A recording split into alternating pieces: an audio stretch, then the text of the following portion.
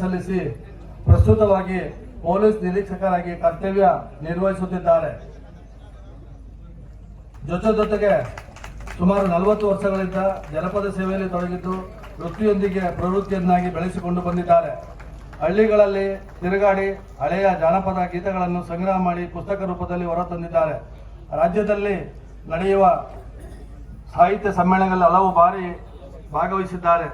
ಹೊರ ರಾಜ್ಯದ ಮಸ್ಕಟ್ ಹಾಗೂ ಹಲವು ವಿದೇಶಗಳಲ್ಲಿ ಅಪ್ಪಟ ಜಾನಪದ ಶೈಲಿ ಹಾಡುಗಳನ್ನು ಸ್ವಂತ ತಾವೇ ಸೃಷ್ಟಿಸಿಕೊಂಡು ಹಾಡುವುದರ ಮೂಲಕ ಹೆಸರು ಮಾಡಿದ್ದಾರೆ.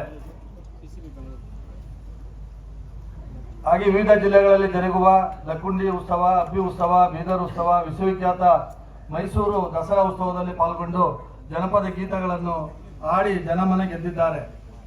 ಇವರು ಉತ್ತರ ಕರ್ನಾಟಕದ ಪ್ರಸಿದ್ಧವಾದ ಶ್ರೀಕೃಷ್ಣ ಪಾರಿಜಾತ, ಸಂಗ್ಯಾ ಬಾಳ್ಯ, ದಕ್ಷ ಬ್ರಹ್ಮ, ಹಲವಾರು ಬಯಲಾಟದ ಗೀತೆಗಳನ್ನು ಸುಶ್ರಾವ್ಯವಾಗಿ ಹಾಡುತ್ತಿದ್ದಾರೆ. ನಂತರ ಕೃಷಿಯಲ್ಲಿ ಬರುವ ಜಾನಪದ ಗೀತೆಗಳಾದ ತಂತಿಪದ, ಲಾವಣಿ ಪದ, ಉಳಿಮೆ ಪದ, ಬಚ್ಚ ಪದಗಳನ್ನು ಕೂಡ ಹಾಡಿದ್ದಾರೆ. ಅಷ್ಟೇ ಅಲ್ಲದೆ ನಮ್ಮ ಭಾರತೀಯ ಸಂಪ್ರದಾಯದ ವಿಶೇಷ ಹಬ್ಬಗಳಾದ ನಾಗರ ಪಂಚಮಿ, ಸಂಕ್ರಾಂತಿ, ಯುಗಾದಿ, ಪಾಠ ಪ್ರವಚನಗಳು ಮತ್ತು ವಿಶೇಷವಾಗಿ ದೀಪಾವಳಿ ಹಬ್ಬದಲ್ಲಿ ಬೆಳಗುವ ಪದಗಳು ಸುಶ್ರಾವ್ಯವಾಗಿ ಹಾಡಿದ್ದಾರೆ. ಇವರು ಜನಪದ ಕ್ರೀಡೆಗಳಾದ ಚಿಡಿಮಣಿ, ಕಬಡ್ಡಿ, ಕುಸ್ತಿ, ಕಣ್ಣಮುಚ್ಚಾಲೆ ಹೀಗೆ ಜನಪದ ಕ್ರೀಡೆಗಳನ್ನು ಮೈಗೂಡಿಸಿಕೊಂಡಿರುತ್ತಾರೆ. ಇವರು ಕತೆ, ಕವನ, ಗಜಲ್, ಹೈಕು, ಶಾಯರಿಗಳನ್ನು ಹಾಡುತ್ತಾರೆ. ಇವರಿಗೆ ಮಾನ್ಯ ಘನತೆಯುತ ಸಮಕುಲಾಧಿಪತಿಗಳು ಹಾಗೂ ಮಾನ್ಯ ಮುಖ್ಯ ಅತಿಥಿಗಳು ಮಾನ್ಯ ಕುಲಪತಿಗಳು ಗೌರವಿಸಬೇಕೆಂದು ತಮ್ಮನ್ನು ಕೋರುತ್ತೇನೆ.